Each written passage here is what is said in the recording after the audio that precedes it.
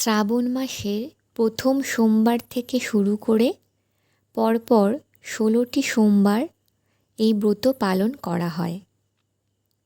আজকে শ্রাবণ মাসের তৃতীয় সোমবার।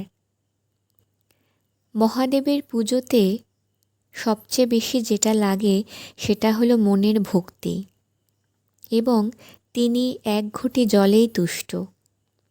তবুও আমাদের মাঝে মাঝে ইচ্ছা করে সাজিয়ে গুছিয়ে এই ব্রত পালন করার। এই ব্রত পালন করলে মহাদেবের কৃপা খুব সহজেই পাওয়া যায়। এই ব্রত পালন করলে মনের ইচ্ছাও খুব দ্রুত পূর্ণ হয়। বিবাহ সংক্রান্ত বাধা, দাম্পত্য জীবনে সুখ, এগুলি এই ব্রতের মাধ্যমে পাওয়া যায়। এই ব্রতের নিয়ম খুবই সোজা। সোমবার দিন ভোরবেলা ঘুম থেকে উঠে স্নান সেরে একটি সাদা বস্ত্র পরিধান করে শিবের উপাসনা করতে হয়। শিব পুজোয় আপনার ইচ্ছে মতো আপনি যা যা পাবেন সেগুলো দিয়ে পূজা করলেই তিনি তুষ্ট। মহাদেবকে কি কি দিয়ে অভিষেক করবেন? দুধ, দই, ঘি, মধু, গঙ্গাজল, চিনি, চন্দন মানে সাদা চন্দন, অগরু, গোলাপ জল যদি থাকে গোলাপ জল, সবুজ মুগ ডাল, ছোলার ডাল, সিদ্ধি, ফুল, বেলপাতা, দূর্বা। ফুলের মধ্যে আকন্দ এবং ধুতরা ফুল ও অপরাজিতা ফুল দিলে খুবই ভালো। এই দিন পুজো সেরে ১৬ সোমবারের ব্রতকথা শোনা উচিত। দিনের যে কোনো সময় এই ব্রত শোনা যায়। আজকের শ্রাবণ মাসের তৃতীয় সোমবার দিন মহাদেবের জন্য সামান্য ভোগ তৈরি করেছিলাম। প্রথমেই লুচি, এরপরে সুজির পায়েস। এগুলো করা খুবই সোজা। আপনারাও তৈরি করে মহাদেবকে অর্পণ করতে পারেন।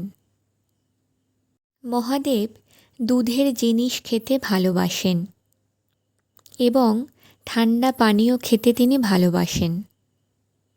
সেই অনুযায়ী আজকের ভোগে কয়েকটি জিনিস তৈরি করা। একদম সাধারণভাবে এই ভোগের রান্নাগুলো করা হয়েছে।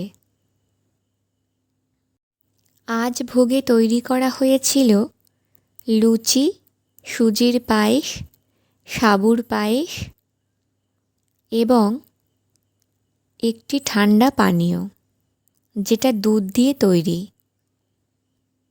বলা হয় ভোগের থালা দর্শন করলে পাপ ক্ষয় হয়। এখন শোনাবো ১৬ সোমবারের ব্রতর কথা। মহাদেব একদিন মৃত্যুলোকে ঘুরতে ঘুরতে অমরাবতীতে এসে পৌঁছালেন। সেখানে মৃত্যুপুরীর রাজা বসবাস করতেন। তার বিশাল এক সুন্দর মন্দির বানিয়েছিলেন। মহাদেব মুগ্ধ হয়ে দেবী পার্বতীর সাথে কিছুকাল সেখানেই বাস করতে শুরু করলেন। একদিন পার্বতী মহাদেবের কাছে পাশা খেলার ইচ্ছা প্রকাশ করলেন। মহাদেব সঙ্গে সঙ্গে রাজিও হয়ে গেলেন। খেলা সবে শুরু করতে যাবেন এমন সময় সেখানে একজন এসে উপস্থিত হলেন। তিনি আর কেউ নন, সেই মন্দিরের পুরোহিত। মা পার্বতী তাকে জিজ্ঞাসা করলেন, আচ্ছা, এই খেলায় কে জিতবে আপনি কি বলতে পারবেন? পুরোহিত কিছু না ভেবেই উত্তর দিলেন, আমাদের ভোলানাথই জিতবেন। খেলা এগোতে লাগলো, কিন্তু খেলার শেষে দেখা গেল মা পার্বতী জিতে গেলেন। পার্বতী তখন পুরোহিতকে বললেন যে তিনি মিথ্যা কথা বলেছিলেন। এবং এই অপরাধে তাকে তিনি অভিশাপ দিলেন। কী অভিশাপ দিলেন? যে তার কুষ্ঠ রোগ হবে। সেই পুরোহিত পার্বতীর অভিশাপে একদিন কুষ্ঠরোগীতে পরিণত হলেন। অনেক দিন পর সেই মন্দিরে কিছু অপ্সরা এলেন এবং পুরোহিতের এই অবস্থা দেখে তার কারণ জানতে চাইলেন। পুরোহিত তাদেরকে তার সমস্ত কথার বর্ণনা দিলেন এবং অপ্সরারা তাকে একটি পরামর্শ দিল। তাকে বলল যে পুরোহিত যেন 16 সোমবারের ব্রতকথা পালন করেন। এই প্রথম একজন 16 সোমবারের ব্রত শুরু করলেন। ভোলানাথের আশীর্বাদে পুরোহিত সম্পূর্ণ সুস্থ হয়ে গেলেন। এই ঘটনা জেনে মা পার্বতী তো অবাক হয়ে গেলেন। তার দেওয়া অভিশাপ কিভাবে খণ্ডিত হলো? তিনি তখন পুরোহিতকে এই বিষয়ে জিজ্ঞাসা করলেন। পুরোহিত তখন দেবী পার্বতীকে 16 সোমবারের ব্রতর কথা বললেন। সমস্ত ঘটনা জেনে মা পার্বতীও ঠিক করলেন যে তিনি 16 সোমবারের ব্রত করবেন। এরপর এই ব্রতের কথা মা পার্বতী থেকে জানতে পারেন কার্তিক। কার্তিক সেই কথা তার এক ব্রাহ্মণ বন্ধুকে বললেন। ব্রাহ্মণ বন্ধুও তখন এই ব্রত করার সিদ্ধান্ত নেন এবং এই 16 সোমবারের ব্রত নিষ্ঠা ভরে পালন করেন। এক সময় সেই বন্ধু এক দেশে যান, যেখানে সেই দেশের রাজার কন্যার স্বয়ম্বর সভা হচ্ছিল।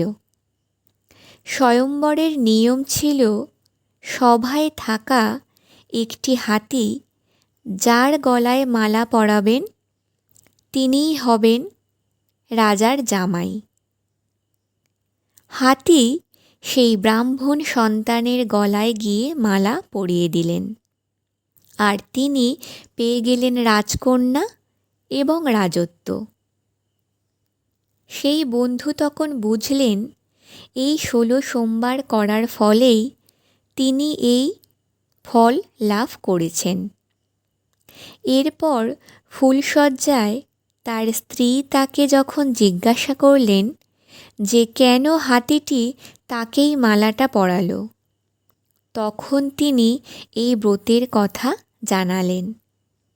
রাজকন্যাও তখন এই ব্রত পালন করার কথা চিন্তা করলেন এবং তার একটি পুত্র সন্তান হলো। এই ব্রতটি লোকের থেকে লোকের মুখে ঘুরে ঘুরে আজ সবার দ্বারা এই ব্রত পালন করা হয়। ফলে সকলে বিশ্বাস নিয়ে আর নিষ্ঠা নিয়ে এই ব্রত পালন করেন। এই ব্রতের মাহাত্ম্য অনেকখানি। যদি ভক্তি ভরে এবং নিষ্ঠা ভরে পালন করা যায়, মহাদেব অবশ্যই তার মনের আশা পূর্ণ করেন এবং যে কোনো বিপদে তিনি ঠিক উদ্ধার হয়ে যান। মহাদেব নিজে তাকে সাহায্য করেন। কোনো অভিশাপ থেকে মুক্তি পেতে বা গ্রহের দোষ ত্রুটি থেকে মুক্তি পেতে এই 16 সোমবারের ব্রত কিন্তু খুবই ফলদায়ক। ভোগের রান্না সম্পূর্ণ করা হয়েছে। এবারে থালায় এই ভোগগুলি সাজিয়ে দেওয়া হচ্ছে। সোমবার ব্রতের দিন অবশ্যই 108 বার ওম নমঃ শিবায় এবং 108 বার মহামৃত্যুঞ্জয় মন্ত্র পাঠ করা উচিত। যদি কোনো মন্ত্র জানা না থাকে তাহলে মহাদেবকে জল অর্পণ করার সময় শুধু ওম নমঃ শিবায় এই মন্ত্র দ্বারা মহাদেবকে জল অর্পণ করবেন।